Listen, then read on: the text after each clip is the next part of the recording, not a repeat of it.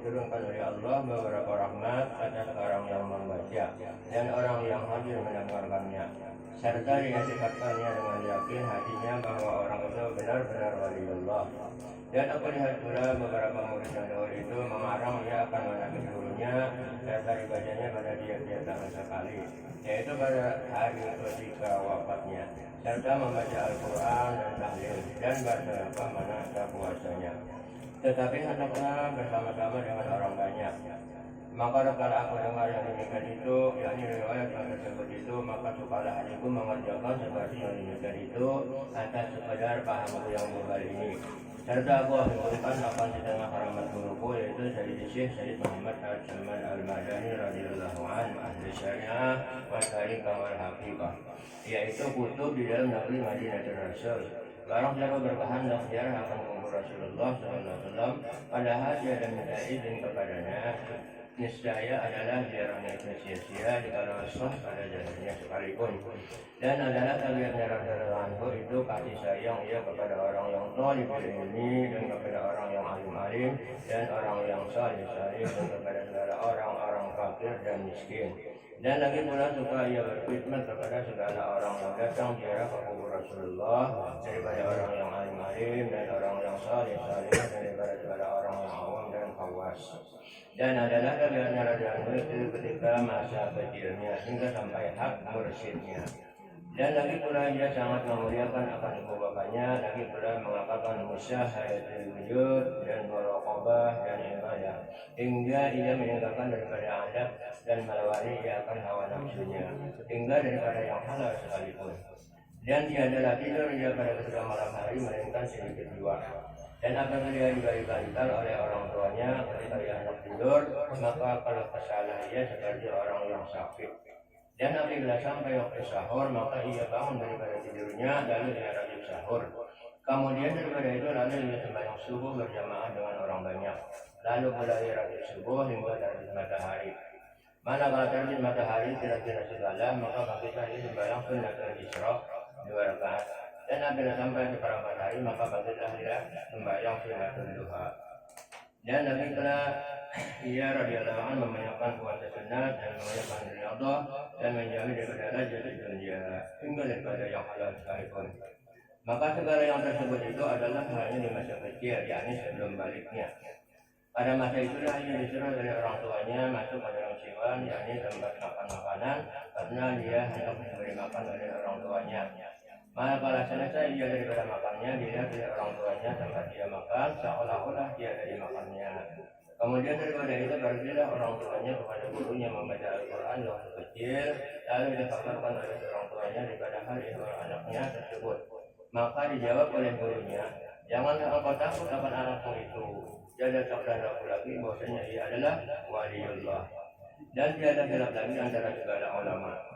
Dan apabila radhiyallahu anhu melihat akan orang tuanya memakai pakaian yang indah-indah atau memakai pakaian yang dicegah oleh hukum syara, maka dikatanya kepada orang tuanya, wahai orang tuaku, tiadalah suka dalam kita kepada orang yang bersuka-suka di dalam dunia ini.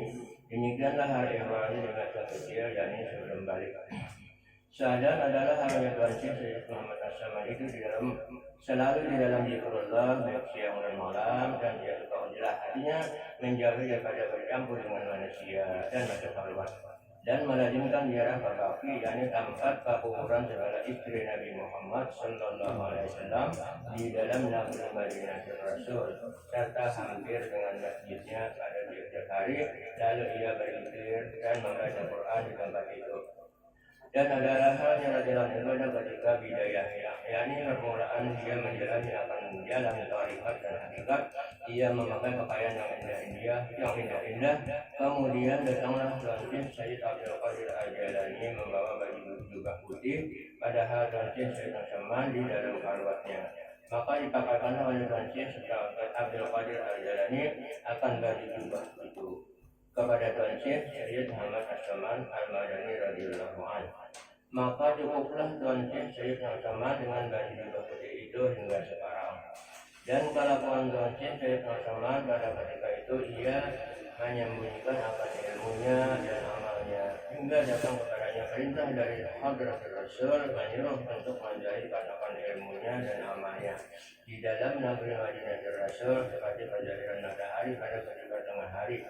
Kemudian datanglah beberapa orang daripada beberapa negeri sebab mendengar kabar tentang Tuan Syekh Said Ahmad Jamal dalam negeri Madinah Rasul.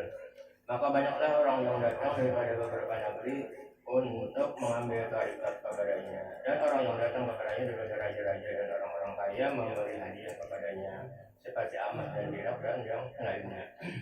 Manakala sampai hadiah-hadiah itu kepadanya, maka dibagikan kepada segala fakir dan miskin hingga habis.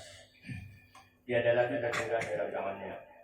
Dan berkatalah Syekh Ahmad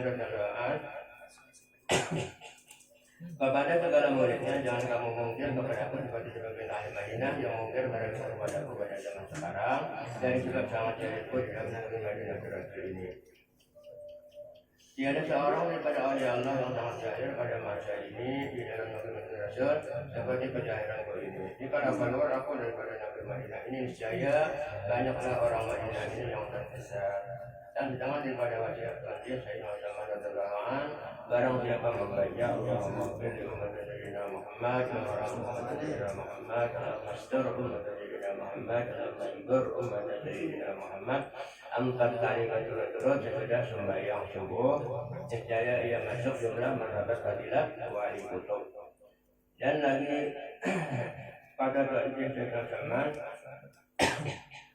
radhiyallahu anhu, tiada hanya mengangkatku ini kepada Allah Subhanahu wa taala, melainkan sebab aku menghafalkan membaca doa ini pada tiap selesai salat subuh 4 kali berturut-turut dengan tiada diselang dengan perkataan dunia.